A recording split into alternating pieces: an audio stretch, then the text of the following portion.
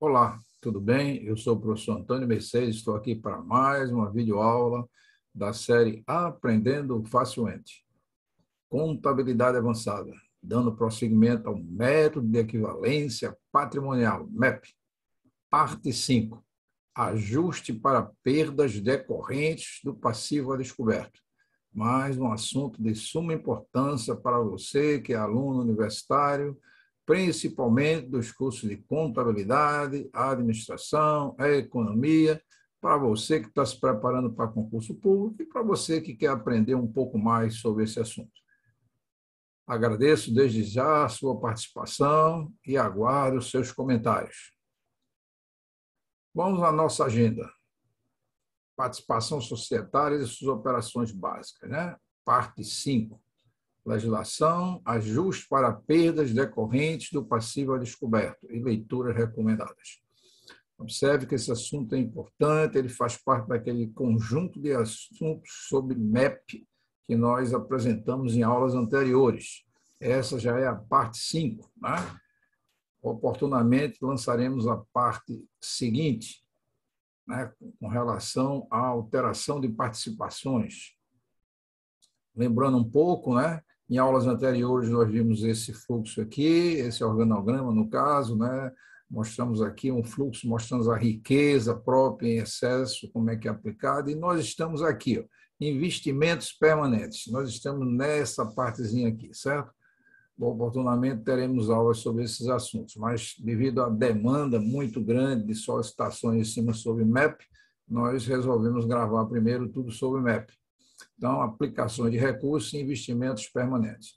Lembrando também esse fluxozinho aqui que nós apresentamos, como você saber se é controlada, se é coligada, e, evidentemente, se eu vou trabalhar com MEP, se eu não vou trabalhar com MEP, se eu vou trabalhar com método de custo. Esse fluxozinho aqui elucida tudo que você precisa para entender. Assista às aulas anteriores. Olha, nós estamos na parte 5, tem parte 1, 2, 3, 4, sobre MEP, método de equivalência patrimonial, né, de suma importância.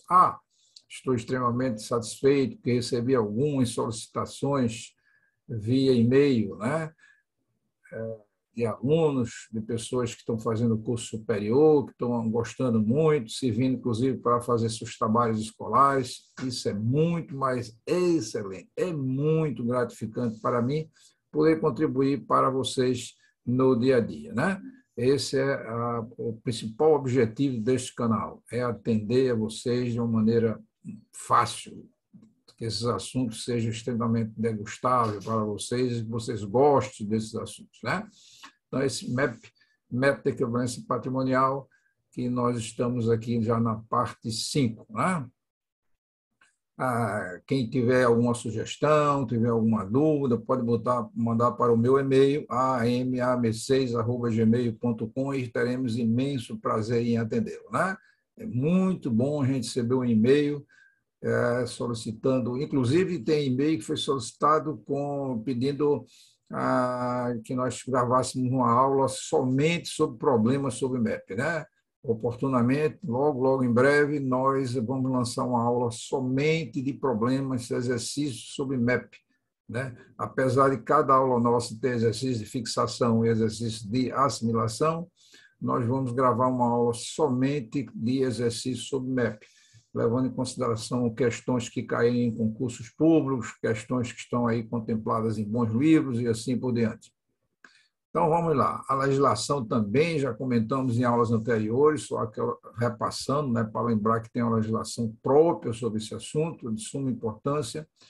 E a aula de hoje trata-se de ajuste para perda decorrentes do passivo a descoberto, né? Continuando com as nossas empresazinhas, a K e a empresa X, a investidora e a investida, né? Vamos ver como tratar esse passivo a descoberto. Olha, o ajuste para perda decorrente de passivo a descoberto segue um caminho interessante. Vamos ver exemplos relevantes de assimilação, né? Vamos supor nesse caso aqui, K, evidentemente, investiu 60% no PL de X. Então, inicialmente, se eu tinha um PL na situação 1, né, no exercício 1, de 1 milhão, quer dizer, cada tinha 600 mil né, reais, vamos supor, do PL da empresa investida X, né? Mas durante este ano houve um prejuízo de 1.200.000, né? Na verdade, o PL dela ficou em 200, né? Negativo, né? Ou seja, passivo a descoberto. Como é que se comporta no final do ano, né? Quando você for fazer os ajustes na empresa K, que é a investidora, essa situação, né? Chegou o final do ano e X está com passivo a descoberto. Olha, do mesmo jeito que K tem direito aos lucros, né, um percentual equivalente à participação, que ela é uma controladora, também vai ter que arcar com parte desse prejuízo, né? Então, o saldo anterior, no caso, inicialmente, seria 60% de 1.600.000, 600.000 está aqui, né? Então, a gente começa a perceber que esse 600.000 está aqui. E aí a gente começa a perceber o seguinte, né? Veja, se eu levar em consideração que a empresa X está com prejuízo de 200.000, quer dizer, meu investimento em X zerou, né? E ainda vou ficar responsável por cobrir uma parte do prejuízo. Então, eu vou debitar resultado de equivalência patrimonial despesa e vou creditar investimento em X de 600.000. Nesse momento, eu zerei meu investimento em X, né? Que não é MEP, método de equivalência patrimonial. Então, eu zerei o meu investimento em X. É notório isso aí, bem simples até. Olha, mas eu tenho agora um prejuízo de 200.000 e eu tenho que, evidentemente, assumir parte dele. Então, 60% de 200.000 cabe à empresa K, que é investidora e controladora de X. Então, 60% de 200 dá 120.000, ou seja, o valor que a empresa K assumiu, 120.000. E então, eu preciso refletir isso no balanço de K, né, que é a investidora. Então, eu vou debitar resultado extraordinário perdas prováveis sobre passivo a descoberto, e vou creditar PNC, né, provisão para perdas prováveis de investimento em X de 120.000, né, que é a participação dele, né? Então, eu tenho que levar em consideração esta participação. Então, eu tenho que registrar aqui os 120.000, que é o que cabe à empresa K em relação a X, né? 60% de 200.000, 120.000, né? Eu tenho que assumir. E observe que para isso eu criei aqui uma conta de resultado aqui, resultado extraordinário, perdas, né? E no PNC eu vou botar perdas para provisão para perdas prováveis de investimentos em X, né? E vamos ver como agora eu devo fazer. E, nesse momento, no meu ativo não circulante, o meu investimento em X é zero. Não tem mais nada. Fora isso, no meu PNC está dizendo que eu tenho uma provisão para perdas prováveis de investimento em X de 120.000. Olha, o fato de X, que é investida, ter tido prejuízo no ano, não quer dizer, em hipótese alguma, que ela tenha no ano seguinte. Até porque o meu investimento também é permanente. Método de equivalência patrimonial, não é investimento comum, é um investimento permanente. Então, eu tenho que assumir isso. A grande questão agora é como a empresa X vai se comportar no ano seguinte. E, a partir daí, eu ver como resolver esses casos. Então, vamos agora ver no ano seguinte, né? No ano seguinte, né, olha, iniciou o ano, né, com uma perda de 200.000, meus 60% de 200.000 é zero, né? E eu tenho um lucro agora nesse ano, a empresa X, que é minha investida, ela tem um lucro de 500.000, né? Observe que é um lucro de 500.000. Então, na realidade, o PL no final do ano vai ser de 300.000, né? 200 aqui, mais 500, 300.000. E agora, como vai se comportar esse ajuste, né? Veja, se no ano seguinte a empresa X obteve um lucro de 500.000, eu vou ter que uma participação nesse lucro, 60% de 500.000, né? É de importância vital entender isso, eu continuo aqui com essa participação, ó. Então, 60% de 500.000 dá 300.000 a minha participação, ou seja, a investidora K. Então, eu vou debitar a NC investimento em X e creditar resultado de equivalência patrimonial em X de 300.000. a minha participação. Com isso, agora, neste momento, eu começo a perceber que meu ANC investimento em X está com 300 mil. A grande questão agora é como eu refletir esta perda, né? Na verdade, eu estou em cima de um lucro de 500 mil, mas eu tenho no passado, quer dizer, no exercício anterior, 120 mil de perdas. E, na verdade, eu tenho um PL de 300 mil, mas eu não poderia jamais, em hipótese alguma, fazer aqui 60% de 300 mil e lançar aqui 180 mil.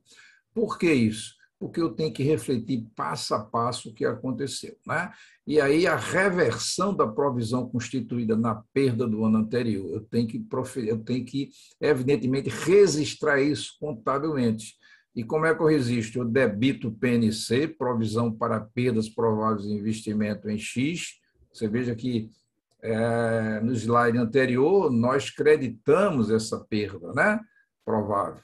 E vou agora, evidentemente, lá, e agora eu vou pegar aqui e vou creditar a NC de 120 mil, que é justamente, né, aquela participação que teve de 120 mil na perda, 60% daquela perda, né? Então, você veja que se eu voltar aqui, eu vou voltar ao slide anterior, 120 mil foi registrado, está vendo? Então, a perda foi em cima disso, quer dizer, 60% de 120 mil.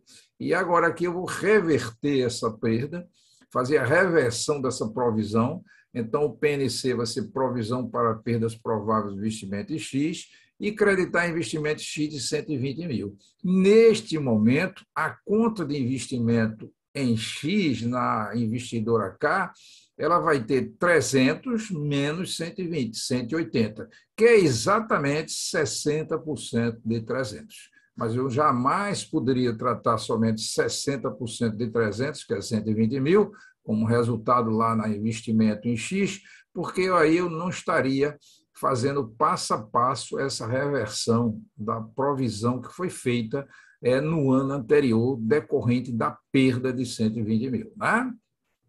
Ok? Nesse momento aqui você vai ter que a provisão para perdas de investimento em X foi zerada, e neste momento você vai ter ANC investimento em X no valor de 180 mil, que é justamente 60% de 300 mil. 60% de 300 mil, ok? Bastante simples, né? Quer dizer, seguindo passo a passo. Né? Mais um caso importante que a gente trata em método de equivalência patrimonial, ajuste para perdas decorrentes do passivo a descoberto, ok? Na próxima aula, nós vamos tratar outro assunto importantíssimo, é a mudança de valores de participação dos investidores, né? Como é que trata. Lembrando sempre que nós temos bons livros, eu cito esses dois, do Pérez Júnior e Miguel Ângelo, mas também tem o do Welter, né?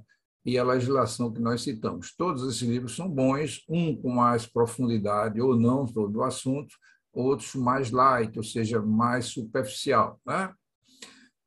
Investimentos permanentes, SAF, né? No caso, vai ver o de aula 6, parte 5.